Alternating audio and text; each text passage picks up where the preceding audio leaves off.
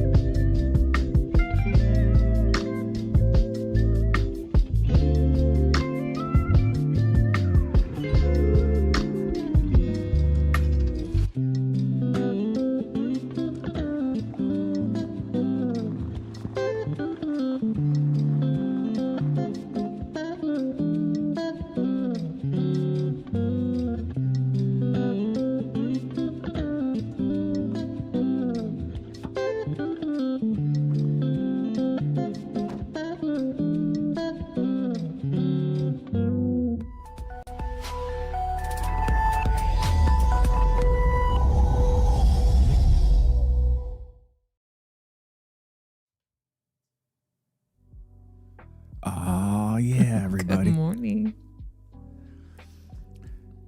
Good morning. Happy Good morning. Saturday. Happy Saturday. All right. Man, it has been a heck of a week. Let's just jump into it. Good morning, Michelle, Kim, Lee, Lisa, Maggie Mom, and Joe, who's the Undertaker from Arizona. Good morning. Thanks for being here. Yeah, good morning, everyone. Thank you so much. Where do we start? I just Gratitude. I just caught myself off guard, like there's a show going on. Okay, let's jump into it. We're gonna change up the music today to get a little bit more brevity into it. So we're listening to some Brian. Good morning. Yo. We'll listen to some lo-fi beats in the background. Lo-fi hip hop. Yeah, lo-fi hip hop. Okay. God, what a week. Okay. Let's do gratitude. Do you want to go first? Do you want me to go? You go first. Okay. I have gratitude right now for being able to afford not just the simple things in life that we need, food, water, heating and electricity, all that good stuff. Lighting. Air conditioning here in the Midwest right now. Especially right now, yes. But I'm very grateful to be able to afford ketamine therapy that I started yesterday. And I have a huge update that I want to give about that. So, I'm John. I'm Judy. And this is Sober Mind. Here we talk about our brains. Grown folk conversation. Grown folk conversation. our mental health, sobriety, and just life in general. Whether it be straight or crooked. Yeah. Sometimes it's crooked. Sometimes it's Which a is bumpy okay. road. It's totally fine. That's okay. That's life. All right. I am grateful that you are having all of these great benefits and you're being able to deal with a lot of stuff that you haven't been able to deal with. That just makes my heart happy. Yeah. Are you talking about the observation you made from my ketamine therapy this morning? Yes. Okay. Do you want me to get into that? Yeah, do the update. Okay. So, as many of you know, I started. Man, my shorts making me look like I'm standing at full attention here. Okay. So I started low dose ketamine therapy. I started this whole journey about 3 weeks ago. So I met with the nurse dude. The company that I'm using is, well, I'm not going to promote it because, well, we're not sponsored or anything or endorsed by it anyway. So I'll just say it anyway. the company is called Joyous. Very inexpensive, very, very good way to get into this if you're in need of it. So, babe, help me keep my thoughts succinct and together here. Okay. So I got approved for it. They sent the 30-day prescription for it. Supply. It's prescribed by a doctor. It comes in 60 milligram troches, which is my new favorite word. Troche is a little lozenge. This is a sort of a soft paraffin, but it does. But it dissolves. But it dissolves. It's not waxy. It's not like those wax lips you used to get in Halloween. It's not like that. Yeah.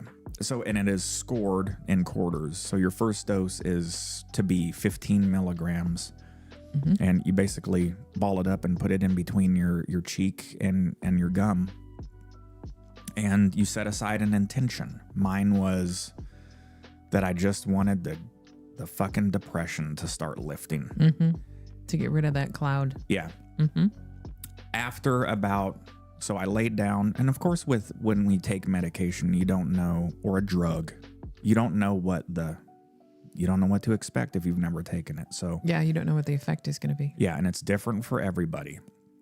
Again, we're not medical professionals. I'm not saying go out and look for ketamine therapy just for shits and giggles, but I've suffered all of my life from high functioning depression and anxiety. And ever since I got sober, I've gone through ups and downs. Because that's what happens when you get sober. Because we drank to cover up all that shit. So we get sober and woo, there it is, right there. Yep. Full in the face. And so anyway, I'm not going to go down the history of that. It's in former videos, but so I laid down. I got the orange flavor. They have mint or orange, so I went with the orange. I really like it. It's not a candy orange. It's like an orange peel that you put in between your cheek and gum. So I like that. It's very bitter, very flavorful. And it starts to dissolve. And about 15, 20 minutes into it, I felt like I felt a sense of release and calm. And then it started to dissipate. And your initial dosage goes by body weight is how they calculate it. So I took a minute to regroup, and I got another quarter of it, and I put that in there. So it was for a 30 milligram dose. And about 10 minutes later, you guys will have to forgive me. I called my best friend Brian yesterday, and I explained this to him, and it's really difficult to articulate. Yeah. So, I would assume that everybody's experience is going to be different as well. Yes. So what I can say is this. I've tried to really put this into words for everybody, and that is I immediately started to tear up, just not a bellowing cry, but tears came out. I felt like my chest pressure lifted, and I just got a sense that everything is going to be okay. And then I felt like I was able to see my thoughts, not as in see words flashing by, but like I could see a compartment of fragments of my thinking patterns. And I was able to go, okay, I'm going to put that aside. I don't need this shit right now. So that can go over there. And then I was just listening to my meditation music, 482 megahertz binaural beats. And I felt myself just kind of transport inside of myself. And I was able to think clearly. You don't get high from this. You don't start to go on a trip or anything. But man, I'll tell you what, it really opens up a space for you to be able to think. Well, plus it's really nice that happens, because usually when somebody is going through depression, they have trouble thinking. They have trouble, thinking in long-term thoughts or trying to put their thoughts into words. That's I think what a lot of people have this struggle with, and being able to have that lifted so that you can put your thoughts into words, or that you can get them all collected into one specific area and just allow your brain to think without having to force it, I think was really nice. Yeah, it was something I've never experienced, which is clarity and peace. And I really just tried to enjoy myself, being able to be myself. Yeah. So I got up. Well, I like what you told me today. You said, I feel like I have been sleeping for a year or a couple of years, and I'm finally waking up again. Yeah. So I'll talk about today's experience in a sec. So you guys have known that in the past, if I go out to a store or go somewhere, it's a chore. It used to be that I had a borderline agoraphobia. I got way past that. And then now, there's been times when I go to the store and I'm like, all right, I can just get my shit and get out of here, just because even though I'm intentionally trying to be calm, I don't like being in society. Fuck society. But yesterday was different. Brian was very curious about that. He's like, I know you got to go to the store and do some stuff, so let me know how that goes. And you and I went to the store. We went to go get a cup of decaf coffee at a coffee shop and sit in downtown. To the post office. Lee Summit, went to the post office, and then picked up lunch for me, you, and Dad. And again, all I can say is that I felt, quote unquote, normal, whatever that is. This is my interpretation of normal. Just being a human being, not getting distracted or freaked out by some shit that's not there. Unrealistic. So my experience, some people have, some people don't on their first one. Some people, it takes a few doses to get to this stage. I think my brain was just ready for something. And well, we've been doing a lot of work on our brains. Yeah. And on our mental health. So I think you were, like I said earlier today, I think you were at the point to where you were ready to receive that type of knowledge or that awakening. Yeah. Yeah. So it was a good day, and it's not like it's good because you're high or anything. It's good because I was just normal. Okay. After, the half hour, for about a good half hour, 45 minutes after that, it was, you probably shouldn't go out and drive around. I mean, I don't think I'd be a danger, but you just shouldn't, because I can explain it like this. The world felt marshmallowy, very soft. So fast forward to today, I ran the fastest I've ever ran in my adult life. I'm not saying this is a performance enhancing drug, but I think you were just in that frame of mind where you were excited. I got out there and I ran an 8:45 minute mile. I ran in the fastest 5K I've ever done. It was mind boggling. It was extremely difficult. Don't get me wrong, but my brain was in such a different place of, basically I started the run. Ozzy was into it and I was like, let's fucking do it. I mean, but my brain, as you can see, he is now passed out. Yeah. But my brain was like, we're going to do it. And then that's what I went and did. Without any woe is me or, oh, it's humid or anything else. Self-criticism. I was just able to go like focus on doing a thing. Mm-hmm. So I came home, we had our kombucha, then I showered, and I went and did my therapy today. I started with the 30 milligrams, and man, I explained it to Judy like this. After like 15 minutes, I was like, oh man, I don't think anything is happening. Well, because at that stage, it's just starting to dissolve and then get into your subcutaneous bloodstream area up in your mouth and cross the blood-brain barrier. But then I told you that's kind of the tricky thing I've noticed with the ketamine. It's like as soon as you think to yourself, nothing's happening, the ketamine goes, joke's on you, motherfucker. It's been happening for 10 minutes already. And you're like, oh. So today's was really impressive. It was powerful. I was intentional about my thoughts of lifting depression, which I don't have, but I want to make sure that I continue to focus on this. Mm-hmm. I feel good. I feel motivated. I feel interested in stuff. I feel passionate about life, all from one session. It's mind-boggling. SSRIs take 4 to 6 weeks to even start to feel something. Then you don't know what you're going to get. And half the time you don't even feel anything. It just numbs you out. Yeah. It's like you don't feel depressed, but you don't feel anything else. Yeah.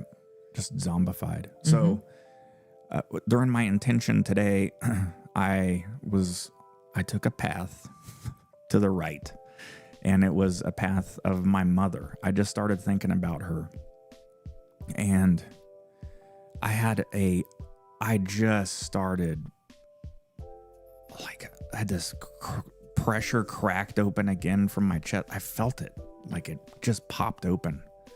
And I just started crying really, really hard. Like, not just a whimper, like, so fucking like, full on ugly cry. Yeah, just ugly. Snot started coming out. I was just laying there. I was just letting it happen. I don't mean to laugh. Just the way you describe it's hysterical. And you guys know my mother, she was very abusive physically and mentally for the majority of my life. And that's really mm-hmm. what I focus on and what I remember. But the overwhelming sense that I got today was that my mother, I was really precious to her for a lot of the time. Mm-hmm. She really did love me. So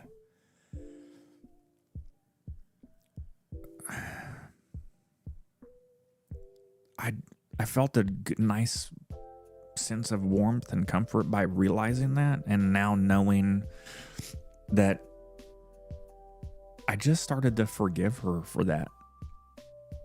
Which I think is something you really needed to do to move forward. Yeah. I'm very proud of you. I'm proud of myself. Mm-hmm. I was not expecting that. So if you go down this path, be careful of the junctions you take, and you may deal with shit you weren't expecting. But that's the whole point of it, I think. I definitely. Know Undertaker or Joe, he was curious. It sounds like maybe he did the therapy as well. So anyway, so that's where I'm at. Then I stood up and we got ready for the show, and I was feeling really marshmallowy today. So, but I feel good. I feel I don't have any anxiety. I don't even know what this feeling is supposed to be. Is this the real human feeling? Is this how I would we are? assume so. Like, not anxious, not depressed, just existing in life, and it feels good. That's wonderful. So I'm pleasantly surprised. I was very optimistic about this. This is definitely for me. So as we start to titrate up in dosages, I'm curious to see what the 60 milligrams is. And then maybe if we get up to 120, this company, that's the max that they prescribe. So Which is good, because I don't think you want to go beyond that unless you're... Yeah. So in the chat, Kim says, so happy for you, John. Lee says, wow, this is great for you. Lisa said, glad you're seeing some definite benefit. Yeah, definite benefit. Yeah. And I posted shorts about this through the week about me starting it. There's a lot of people that are curious about it. And there's a lot of people that wanted to see updates. So I did a 60-second short yesterday with me actually going through it. And I just want to clarify a couple misconceptions of this, because there's a ton of trolls that came out of the woodwork. They're like, oh, you're not fucking sober. You're a drug addict, ketamine, blah, blah, blah. It's like, okay, just fucking pull your wife beater down below your navel and relax. Okay. All right. Well, so let me explain. Low dose ketamine therapy is actually used to treat alcoholism. Yeah. Not a well-known factoid. So again, it's not at these doses, it's very safe. I'm not an advocate for this. You go do your own research and work with a doctor. But other misconceptions are, so someone's like, this is just a drug replacing another drug. That is not it. I'm 100% sober. This is so create your own rules in your own little fucking fantasy land, but then feel free to spout that shit around, but don't go spreading misconceptions to people. This is on the forum that I belong to in the Joyous community. There's a couple people on there, coincidentally women, which I thought was interesting. They're like, I didn't go into this because I have a drinking problem, but now that I've been doing ketamine therapy, I haven't drank. I just don't have any desire to alter my mind. So I thought that was very fascinating. So anyway, I'm going to continue this for the term. I got to follow up with the nurse, I think in 3 weeks. And it's not just a one and done. This, like we talked about cracking open the pathway. And now I'm able to do the work. Yeah. That's so... Again, just to clarify, you can't take some of this and it's like your life is healed. This helps remove a barrier. I think that's the important thing to get across too, is that this is a tool to help you go through all of the shit that you've had to deal with in your life. Yeah. It allows you to process that, to work through that, and to do your own work, to do your own mental growing, your own spiritual growing, your own, healing. Development. Yeah. Yeah. Lee says, I really am funny today, more than usual. Thank you, Lee, because I'm not depressed. This is my normal self. You don't have that cloud over you. Yeah. So before we started getting ready for the show, I made some coffee and I was talking to Judy, and I could just see Judy's having a kind of a rough go of it because, well, she's in the same spot I was after my shoulder surgery. She wants it all healed now. She wants to be 4 months ahead, but she's frustrated because she's got I want it now. Yeah. No Veruca.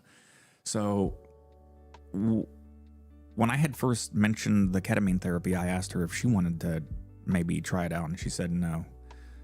Today, well, she was getting ready in the bathroom. I didn't know she was there, but I guess she saw my upheaval of emotion. And heard it. I didn't watch you.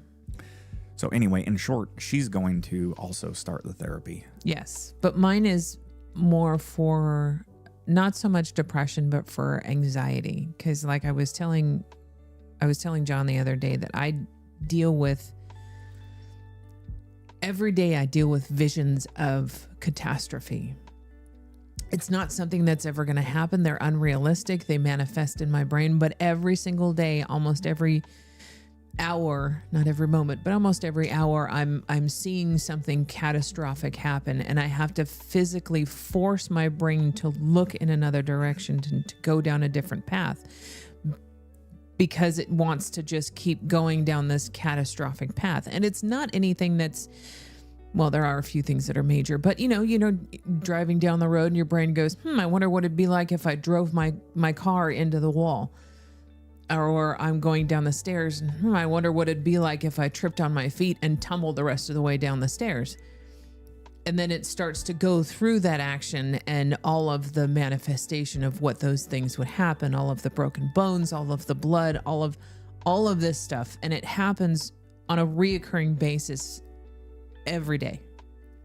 So I constantly have to, when I notice my brain starting to go down that path, I constantly have to redirect into visualizing myself walking down the stairs and making it to my chair and nothing happening, or visualize myself going to wherever my destination is in the car and nothing happening. So it's that constant struggle that I have to deal with. And then the other portion is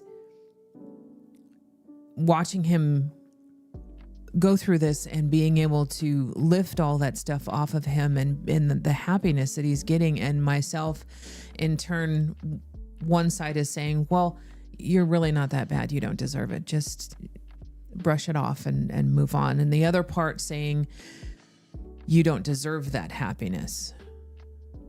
So at that point, when we were talking it this morning, he says, do you want to try it? And I went, yes, absolutely. Yeah. You deserve to be able to work on yourself. Yeah. I know you say it's not for depression, babe, but I think you've had a high level functioning depression for a long time as well. I probably have. I mean, you got diagnosed with it. Yeah, I did. And you were on Cymbalta for a couple months. I got diagnosed when I was in my 20s and was put on Prozac. Yeah. So anyway, try it out. We'll get it sorted out. Yeah. So I'm excited. I'm anxious. Yeah. I'm curious. I'm hoping that it will stop my brain from doing what it's doing. That would be fantastic. Yeah. Judy catastrophizes. So. Yes. Everything blows up. There's blood and guts everywhere all the time. And you wonder why I don't like watching murder movies. Yeah. Well, I feel for you, babe. We'll get it figured out. I think this is a good approach. I was going to say holistic. I don't know if ketamine is holistic, but anyway. Okay. That's it. I'll give a quick update. I'll give updates on my shorts, my YouTube shorts every day for a while. I'll give updates on the show. And then we'll next Saturday I'll give a quick update. Not this long. This is taking 24 minutes, but I think it's the initial one. So yeah. So all right, here we go. Today we're gonna talk about John. How drunk did you get in the Army and why? Oh well, we're also going to talk about alcohol and the military. Yes. And people who are in the military going through PTSD and using alcohol to help with those, and that type of stuff. Yeah. So you want to cover the more of the sciencey part, and I'll freestyle my experience and the retrospective of how it was in the military and why it is that way. Let's do that. Okay. Well, I have no experience with the military. I was not physically qualified for the military. The MEPS Center said that I had flat feet and a resting blood pressure of 96/52, so I didn't make it into the military. But having a husband who's a veteran and knowing other veterans and having an ex-husband who was in the military, being around that and seeing alcohol in the military, especially when I was in my 20s, and how it affected that environment. It was just when he asked, well, what do you want to do in the next show? And I was like, you know what, let's bring this up. So the first one is that 55 to 68% of people who are in the military have issues with alcohol, whether it is alcoholism or they go on those binges of having alcohol. People who are in war zones like the Gulf War and Iraq and any combat zone. Yeah, any combat zone. They are 33 to 38% more likely to have alcohol or alcoholism, alcohol dependence or alcoholism, because they're trying to deal with those issues the PTSD that they're going through from being in a combat environment. Yeah. Then plus on top of that, you have the women who are in military, who are in the military and have had to deal with any kind of sexual abuse, because it does happen. It happens a lot. Yeah. So they have to deal with that along with any kind of, which can create PTSD, along with any combat PTSD. So they're more likely to have alcohol dependencies as well. Yeah. Okay, so let's jump into my real world experience and how that all sort of unfolded. Oh, one more point. There's also celebrations that happen within the military, and there's alcohol involved in those celebrations. Yeah, which ones are you referring to? Oh, I can't remember which one it was. She said it was like a men's night, and they had a special kind of port that they had to drink. Oh, this was probably, yeah. Each division and post has all kinds of different Yeah, stuff. it was some kind of celebration that she was talking about, and there's other different celebrations to where they drank during the celebration. That was part of the culture, part of the environment. Yeah. Okay, so without trying to bore the community from my not you, that was about me. So I'll just jump into. I didn't mean it like that, babe. I didn't take it like that. Don't worry. It was good. That's a good. It's all good. Good backstory. But so I'll try to summarize it like this, like a 10-minute discussion about our drunken escapades. When you go to boot camp, you can't drink. It's physically impossible to get anywhere. It's like prison. You could probably, it's easier to get stuff in prison than it is in boot camp. Really. Okay, so then when you get You didn't out, do any butt smuggling? no butt chugging.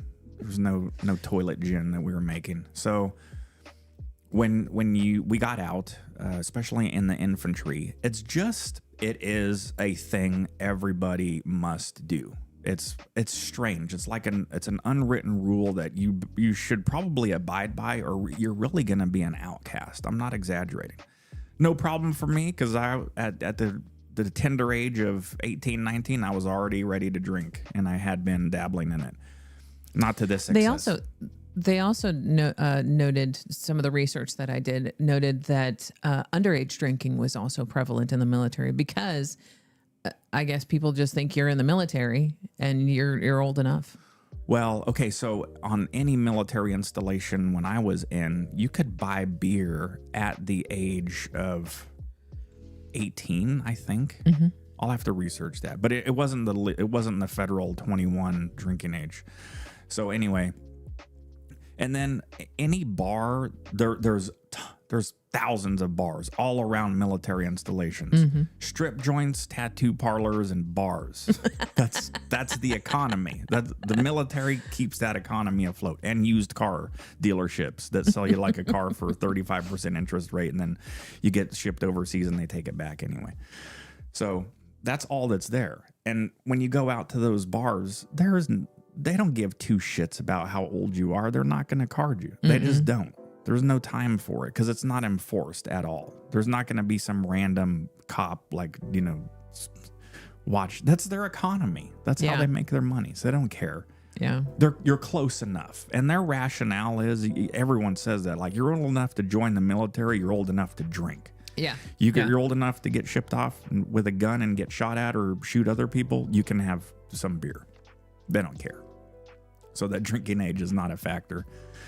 So anyway, when we got out of the boot camp, you just start doing that. It's an instant bonding experience. If you're not a drinker in an infantry platoon, you are really fucking weird. And you're a bizarre outcast. It doesn't matter how physically fit which is quite a shame. It is. So I watched non-drinkers become really heavy drinkers, and then become borderline functioning alcoholics, especially in Korea, on the North and South Korean border, and the demilitarized zone up on the DMZ. There was this guy, his last name was Posner. Just the most badass little infantry dude you could ever imagine. He had to weigh all of about a $150 soaking wet, real skinny, and he had never touched a drop of liquor. Very nerdy guy. Mm-hmm. And a couple months later, he was just pounding whiskey. Oh, jeez. And getting psychotic on it. Oh, my gosh. So anyway, it's at the time it's more of a, like you would drink in college, but times 20, like really to excess. You go out to bars within your platoon too. It's like a pack mentality. Yeah, I can totally see that. And we drink heavily and we get aggressive when we fight other people. And it's just because we don't know. Well, we haven't started to develop ourselves. It's just young guys, getting thrust into this environment. It's all testosterone fueled, and you're jumping out of helicopters. You're getting trained for combat. Yeah. So there's no, and it's not like your first sergeant is going to be stopping the company physical training run the next morning and be like, is everyone okay? Does anyone want to share some mental health topics that you want to talk about? That's not a fucking thing.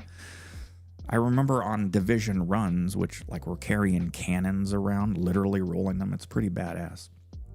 Pushing those through the 101st Airborne Division. Like the first sergeant would be in the back just screaming out, "Ah, fucking smells like a goddamn distillery." Like you could almost see vapors coming off of platoons. Oh, I mean, you couldn't, but it was like, everyone was always just have alcohol in their system until you're deployed somewhere, especially to the Middle East. But in short, that is it. When get deployed to a combat zone and then you do your stuff, you can't drink there because alcohol is not available. So and then we come back after not drinking for 6-7 months. Oh, it's party time. And you haven't during that dry period.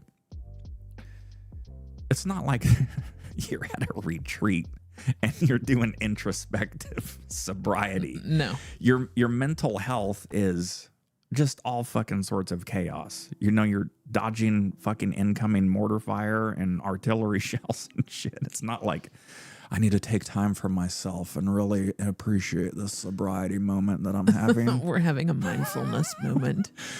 So you're just like, I can't wait to get the fuck out of this shit. So I get home, I'm gonna get fucked up. That's what. Yeah. There's no like, yeah. I think this experience has really changed my perspective. We landed in Ramstein Air Force, Germany. In Germany, we got fucking obliterated. Like I do not remember being there. I was so drunk. How long were you there? 18 hours. You just drank that whole time and obliterated any kind of memory. Yeah, machine guns, full combat gear inside of a bar. Oh my god! Like, yeah, get back. I don't know. We landed in Dover Air Force base and ended up making it back to Georgia. And just like I have no, because your tolerance now after just drinking gallons of water and then all of a sudden chugging fucking Oktoberfest beer. Oh jeez! You're like, I can handle this. They're higher octane than American beers. Yeah, and then you get back. This was my real. I don't know. This kind of broke my heart. I know this is like a sad movie episode. We landed. We get on the buses, get all of our gear, get back to the base.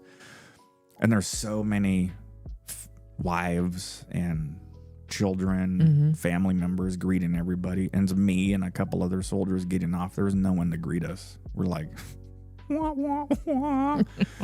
Immediately move past that and be like, I'm getting fucked up. Another reason, like, I don't have anything. There's no one that cares about me. There's nothing I need to do. So just start drinking. And they're pretty generous when you get back from deployments. You got to make sure all your gear is accounted for, put back into service, and all of that good stuff. And then you're kind of on relaxed duty for a good week. Yeah, so you can imagine what happens there. Oh, and now you have hazardous duty and combat pay that's been non-taxed because you haven't been in the U.S., so your bank account is just fucking overflowing with money. Oh, so you could just go to the bar and... One night, I spent $3,000+. Oh my goodness! Whoa, I wasn't the only one. Mine was probably on the low end because we get into these bars, and then of course those economies. They're like, yeah, fuck yeah, our veterans are back, and and then I'm like, yeah, our profits are back. Yeah, there's a lot of drinks on me for everybody, and then just buying rounds for everyone. But then after that, it's kind of back to reality. But the reality then is that you just constantly pickle yourself. There, when I was in the 90s, there's no mental health to speak of. It was treated, your mental health issues then were treated more like psychological issues, like psychosis. Well, I was going to ask, we touched on this subject yesterday, and I asked, I was talking about this one guy that I saw on, he did a YouTube, I think it was like a 60-minute or 60-second or something. And he talked about, he's sitting there and he's got just a plethora of bottles in front of him, big bottles, you know. And he says, this is what I used to drink in a week and a half. And he's a sergeant somewhere. And it was a lot of booze in a week and a half. And so he brings up, after that, he brings up 3 or 4 of those travel size bottles that you get in the airport. And he says, now this is what I drink in a week and a half so that I don't get sent to the hospital and have seizures. Yeah. And he was talking about that. And I thought, oh my gosh, that's intense. And then he started talking about some of the some of the medical help that he said that was on the base that he could get for alcoholism. And you had mentioned something that I thought was really pertinent, that if they do come up and bring those issues up about them feeling like they have an issue or have a problem and they want help, it's not necessarily a beneficial thing for them to do in the military environment. No, so your rank structure and is based, your pay is based on your rank and your time in service, and your rank progression is based around nothing but performance. That's it. You get medals for acts of bravery and valor in combat zones or other places, and those medals count towards promotion points. Education counts towards promotion points. Physical fitness tests count towards promotion points. So, but what happens is when I was in, and I know before that and after that, I don't know exactly how it is now, and it's probably division or base dependent. Mm-hmm. But when I was in, if you went to your company commander and said, "Hey, I have a drinking problem," there was just oh, fuck, man, what the fuck is wrong with you? I know it sounds very cliche, but that's just how it is. I was like, get out of here. Nessa really started a process here. Go lay down. So when I was in, your career progression will kind of be put on pause. Yeah. Because it's a performance issue. Mm-hmm. Because you can't function because again, that's the weird thing too. Like, I got told I drank too much and I was forced to go to AA in the Army towards the latter part. I think I told you that yesterday and you didn't know that. I guess I never shared that. Mm-mm. And it's not the AA like we know it. It's a bunch of guys in uniform sitting around with a civilian who's like, you have a fucking drinking problem and that's why you're here. Like, okie dokie. So no one is there really on their own accord. It's forced. Which is not beneficial because... Well, no, because you're just trying to get through the program and get the fuck out of there and like, man, fuck this guy. So, but so that's not... When I was in, they don't... It's a mental thing of all of your leaders. Once they see that on your record, it's like, oh, well, that's... I don't think it was on he's no good for the promotion. It was never on my record. I don't know how it works now. But but just believe me that in my leadership arena, when I would have soldiers that had performance issues, it's just black and white. Like, no, you're a shitbag. That's what you'd be considered. Like, you're a shitbag alcoholic. Well, you gave me all that beer the other night. Fuck you. You can't control your liquor. Yeah. Like, get your shit together. Like, but we're all fucked up. No, you are, because you got a mental issue. Yeah. There's this weird, you can't talk your way out of it. It's just like once you admit that weakness, when I was in. It's a lot different now, I think. It probably is, but I mean, still at that time for somebody who going through some kind of crisis and wanting to get help, and then all of a sudden they say, well, yeah, we'll give you help, but that's going to go on your record, and now you're going to be stigmatized with it. I mean, if you're in treatment, that's kind of sucks. Yeah, because if you're in treatment for anything, that you're non-deployable, you're combat ineffective, so you're just kind of a turd. Nessa, get out of here. You see, even Brian said, Nessa throwing down the dog booty shot. I know, Nessa. She's giving the old brown eye. I'm gonna have to censor that. Put some underwear on, bro. Puka, go lie down. Anyway, so that's the. Go lie down. Yeah. Go on, go lie down. Stubborn. Quit doing the cameo. Move. So that's the long and short of it. Okay. So that I don't know. There's, contrary to popular belief too, there was at my first duty station, I had to go guard a guy that was getting ready to be sent to Fort Leavenworth because he just got done getting court-martialed for selling pot. Jeez. That was really shocking and surprising to me because I had some weird naivete that I was kicking around in my head, like, oh, I'm in the Army now and everything's crisp and clean and very stringent, but there's fucking coke addicts all over the place. It's not a different realm that people go into. It's almost now a place where people need desperately a way to escape from stuff. So, and I know there's a lot now, from what I understand, there's a ton of opiate users in the military. Obviously, stuff that when you see it in the civilian sector, that stuff spills into the military as well. Yeah. And if you want to hear my wild conspiracy theory time, Brian, you'll jump on it with me. Lee loves Nessa's booty. Fentanyl is mass produced in China, and it's disseminated throughout the entire world. And if you were a global superpower, wouldn't you also want to export an illicit drug that cripples the rest of society? Especially the U.S. Yeah, other militaries. That's been acknowledged. There's statistics there. So, and imagine once that fentanyl gets into the United States military installations, then now you're crippling our military. Mm-hmm. Yeah. So, anyway, it's prevalent. It's a thing. So yeah, I'm hoping. I think that they probably are changing, because when was the last time you were in the military? How long ago? 20, 30 years ago? Oh man, I've never done the math. Don't say that, because I would have been fully retired, like with a crazy pension. So 98 and a half is when I got out. So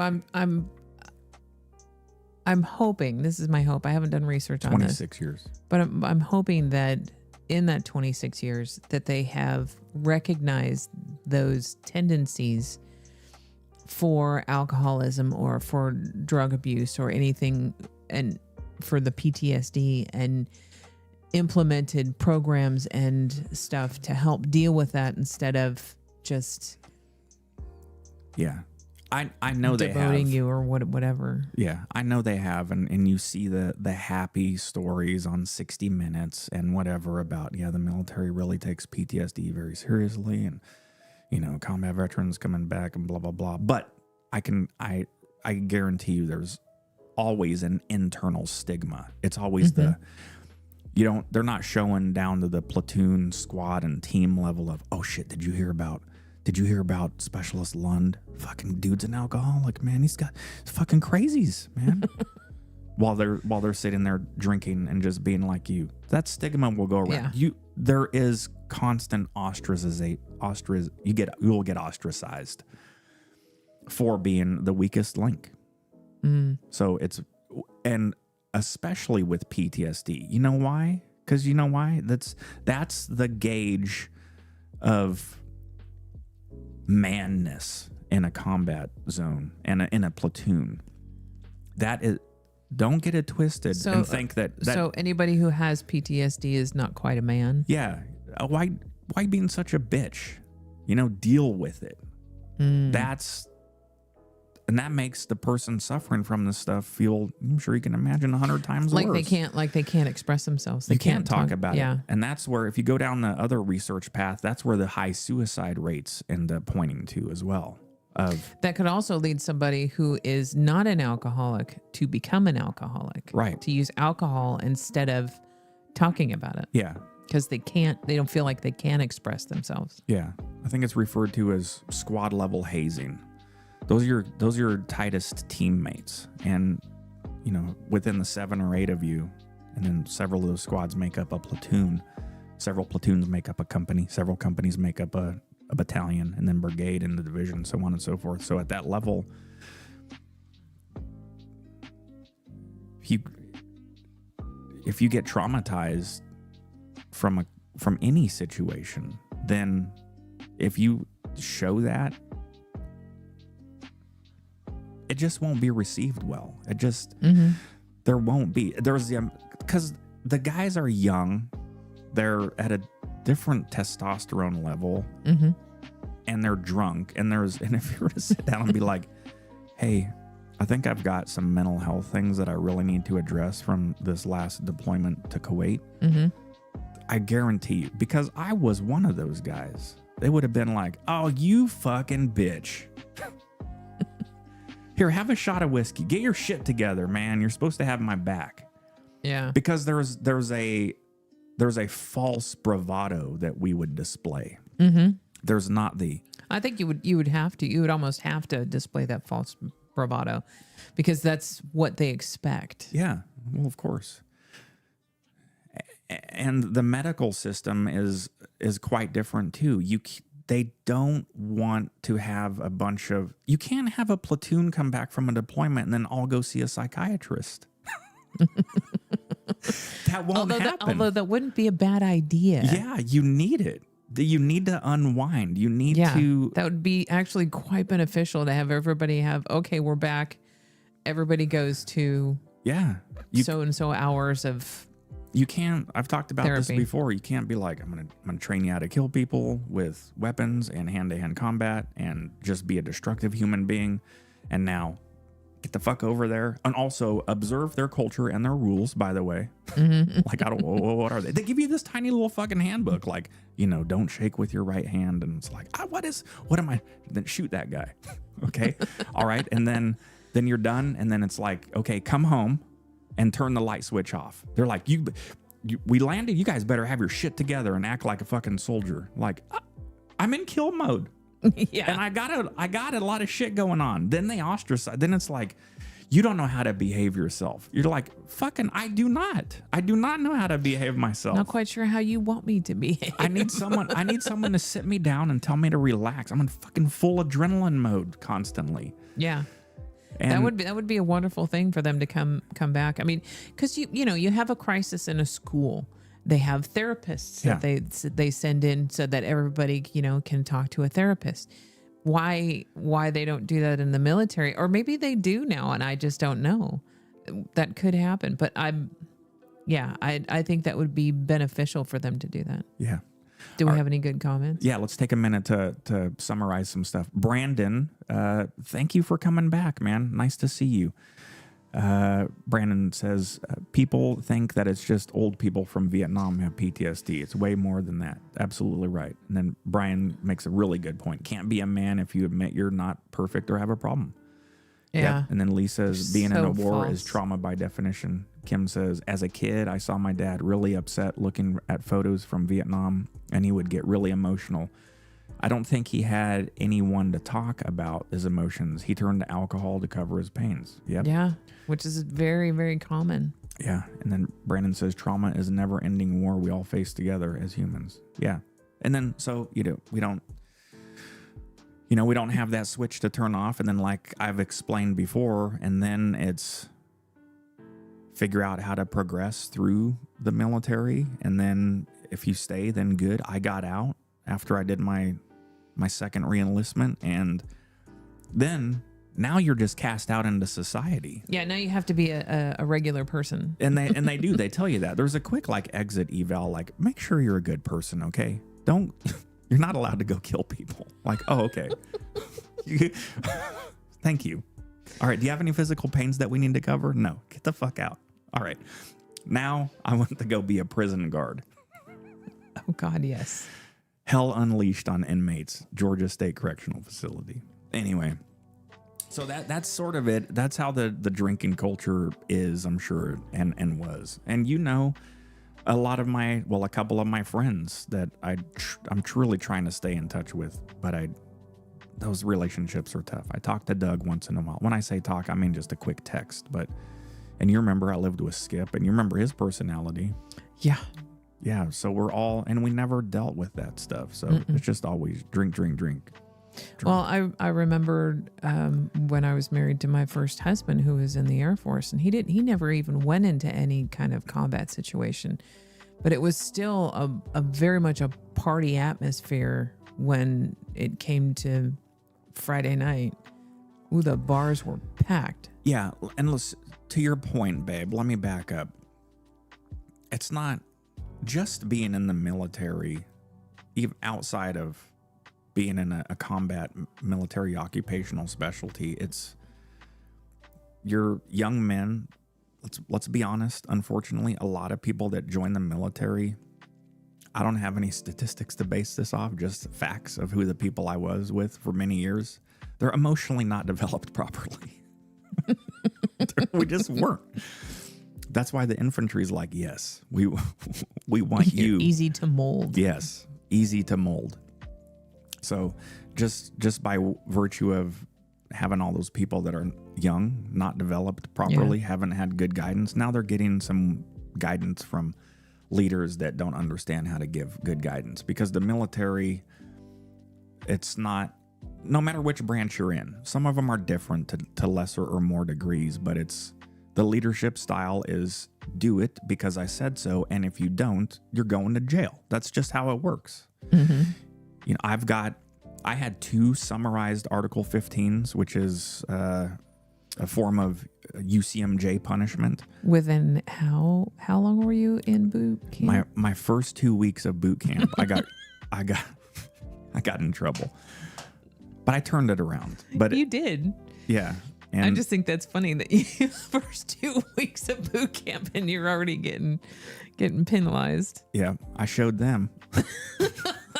No. But anyway, so that, I don't know where I was going with that. Those are things that end up going on your record, and it's not good. But because you're just expected to govern yourselves, and we don't know how to govern ourselves when we've never been shown the government.